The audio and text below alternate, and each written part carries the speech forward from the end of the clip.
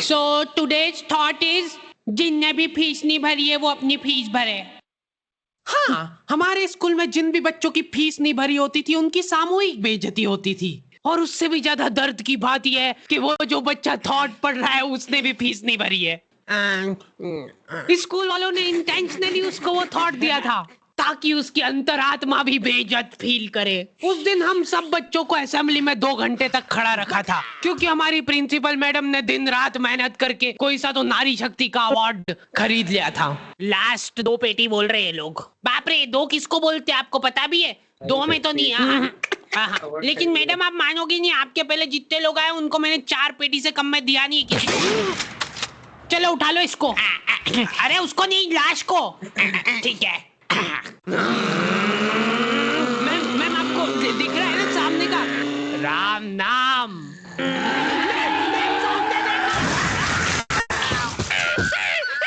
उस दिन हमारे स्कूल में अवार्ड के सेलिब्रेशन के लिए अलग तैयारियां चल रही थी। तो और मतलब पढ़ाई लिखाई कैसी चल रही है अपने फिर? हैं कुछ हेल्प वगैरह लगेगी क्या? अरे मैम का स्केच। हाँ, हार्डी को बोला तो था। मैं स्कूल में धंधा करता था, 100 रुपए प्रति स्केच और लड़कियों का फ्री में। मैंने एक बार चमेली का स्केच बनाया था। उसने बनाने का बोला नहीं था, मैं खुद से बना के ले गया था। वो देख के वो एकदम इम्प्रेस हो गई और उसने जाके अपने बंदे को दिखा दिया। ये देखो हार्डी ने बनाया, कितना अच्छा बनाया यार, हूबहू लग रही हूँ मैं एकदम। उसका बंदा राजेश और उसके साथ 2-4 लौंडे लपाड़े और। बहुत स्केच बनाना आ रहा है देखो आजकल, हमारा भी बना दे कभी। अरे भाई पर हुआ क्या?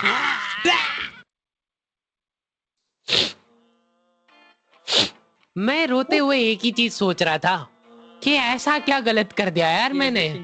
सिर्फ आई लव यू चमेली तो लिखा था मैंने।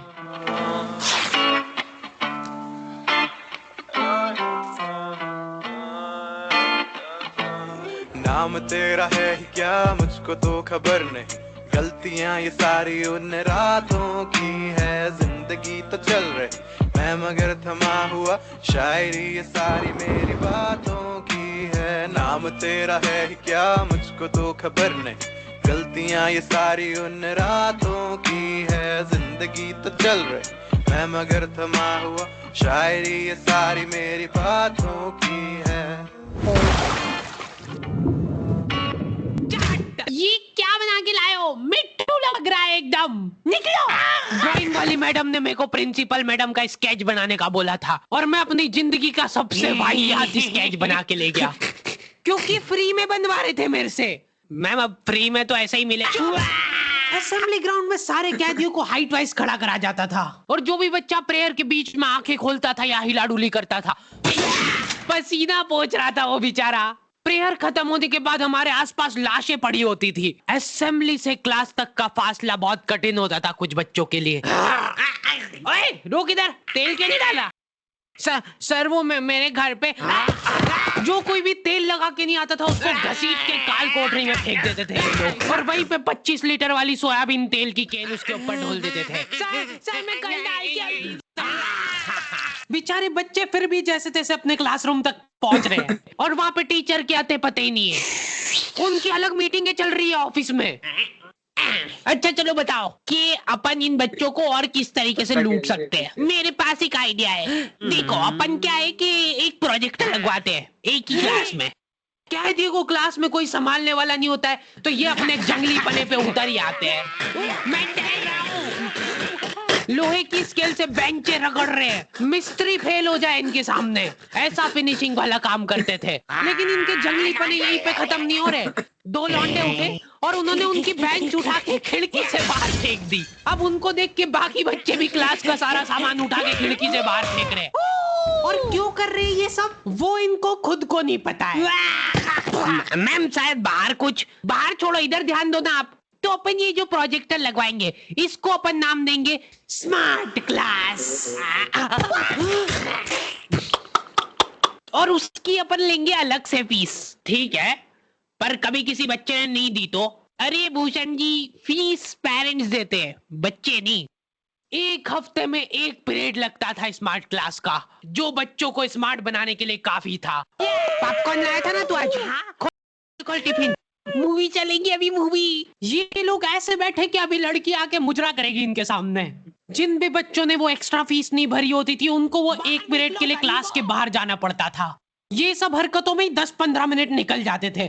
उसके बाद टीचर आके जैसे ही प्रोजेक्टर चालू कर रही है उसकी आधी स्क्रीन जने कहां सीलिंग पे ही चढ़ रही है। तो अब उस स्क्रीन को फिक्स करने के लिए एक एक्सपर्ट आदमी को बुलाया जाता है। हाँ सही सोच रहे हो मूसाना।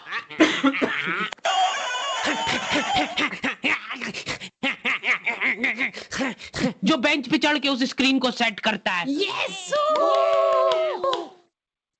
और जैसे ही प्रोजेक्टर चालू होता था पीरियड ही ओवर हो जाता था और जो गरीब बच्चे बाहर खड़े थे उनमें से गलती से एक ने क्लासरूम में झांक लिया। क्या देखा तूने? है क्या देखा? मैम कुछ नहीं, बस एक लाइट जलती हुई दिख रही थी मेरे को। 10 रुपए लगेंगे तूने जो 1 सेकंड देखा है उसके। ये सुविधा के कारण हमारे स्कूल के बच्चे इतना स्मार्ट बन गए थे ना। एक बार एक बच्चे को गुस्सा आया तो वो प्रोजेक्टर की डिस्प्ले केबल उखाड़ के ले गया घर। और अफसोस उस दिन के बाद कोई भी बच्चा स्मार्ट नहीं बन पाया। मैम जल्दी चलो ऊपर एक केस हो गया। हमारे स्कूल में आए दिन कुछ न कुछ केस होते रहते थे लेकिन ये केस थोड़ा पेचीदा था। हमारी क्लास के किसी बच्चे ने लव लेटर लिखा था चमेली को और वो लग गया टीचर के हाथ। तो ये अब केस बन चुका है पूरे स्कूल का। सारे टीचर लोग अपने काम धाम छोड़ के उस मुजरिम को पकड़ने में लग गए। जो टीचर लीव लेके छुट्टी मनाने गए थे वो आधे रास्ते से पलट के आ गए थे। ये सर आ गए। बेटा सही सही बता दो किसने लिखा है। अब ये 10-15 टीचर लोग आपस में डिस्कशन कर रहे हैं। सर आपने लिखा है तो बता दो, अपन बात दबा देंगे। फिर इन्होंने एक और एक्सपर्ट टीचर को बुलाया। बेटा सुन लो, मैं शक्ल देख के बता देती हूँ एक बार में कि कौन है मुजरिम। तुम बाहर जाओ। हाँ तुम भी बाहर जाओ। तुम भी। क्लास में सिर्फ 4 लड़के बचे जिनमें से एक मैं हूँ। बाकी सभी बच्चे इसके शक के दायरे में थे। उन सभी बच्चों को काल कोठरी में ले जाके टॉर्चर किया जा रहा था। बोल दे बेटा क्यों लिखा है। इधर मैडमों को अलग चीजों की टेंशन हो रही थी। इसने चमेली में मात्रा तक गलत लगाई है। अरे रुको, इसका बाप भी बोलेगा सच। बोल दे बेटा क्यों लिखा था। बस हाँ बोल, तूने लिखा था। बोल। सर हाँ सर मैंने हाँ नहीं लिखा। सर हमने नहीं लिखा। चुप। बोल सच बोल। अभी बोल दे कि तूने लिखा सर। मरना ही आज मतलब तुमको। मुंह खोल। ऐसे तो ये कसई मार डालेगा सारे बच्चों को। साइड करो इसको, मैं जा रही हूँ। अरे मैम सबने सच बोल दिया है। इन सभी ने मिल के लिखा है। हाँ sir very good very good. चलो अब साइड हो जाओ। ये क्या, किसने मारा मेरे बच्चों को? पानी पियो बेटा, लो पानी पियो। लेकिन उसके पहले मेरे को बताओ कि तुम में से किसी ने लिखा है या नहीं। इधर इनकी क्लास में अलग इन्वेस्टिगेशन चल रही थी। बेटा देखो, अगर तुमको आपस में भी किसी पे शक हो तो तुम लोग बता सकते हो खुल के। किसी से डरने की कोई जरूरत नहीं है। इतने में राजेश उठ के बोल रहा है, मैम मेरे को हार्डी पे शक है। तो पहले क्यों नहीं बताया? उसके बाद ये लोग मेरे को ही पकड़ के ले गए। अभी देखो मेरी शक्ल पता है थोड़ी सी ऐसी भोली टाइप है, तो मेरे को बचपन से ही उस चीज का एडवांटेज मिला है। जैसे किसी बच्चे से लड़ाई हो गई, सर इसने ही मारा है मेरे बच्चे को। नहीं ये नहीं मार सकता यार, इसको जरूर किसी ने फंसाया है। कुछ भी बोलो यार, लेकिन मेरे को नहीं लग रहा यार कि ये हो सकता है मुजरिम। बेटा सच बताओ, तुमको किसने फंसाया है? बेटा देखो, अगर किसी ने तुमको फंसाया है तो उसका नाम बताओ। डरो मत, घबरा मत, सिर्फ नाम बताओ। हाँ बेटा, डरने की बिल्कुल बात नहीं है।